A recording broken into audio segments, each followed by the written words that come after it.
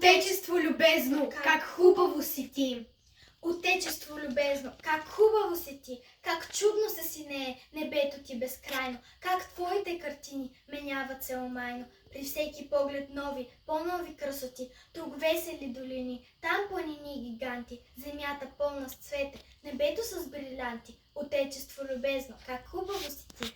Коя земя от теб е по-пъстра, по-богата? Ти избираш в едно всички блага и дарове.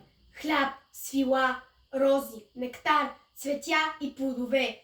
На изтока цветлика, на юга аромата, горите ти са пълни с хармония и хлад.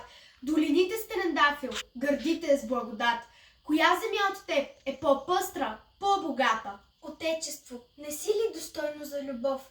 Кой странник без въздишка можа да те остави? Кой има сила твоите картини да забрави? Що нямаш ти? Що липсва по цени ти покров? В случай, че Бог би искал Едема да премести и своя рай прекрасен приемос да намести. Отечество, не си ли достойно за любов?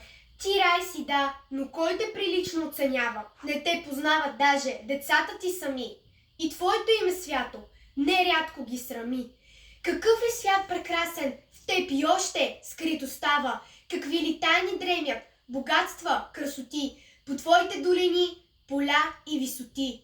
Ти рай си, да, но кой те прилично оценява? Ах, ние живееме в тебе, като същи чужденци, и твоя дивен вид ни не стряска, не привлича. Рогачът в планините по-много те обича, по-харно те познават крилатите певци, но ние не видим нищо, нам нищо не ни трябва. Доволно е, че даваш покривката и хляба, и ние в тебе, майко, ще умрем чужденци.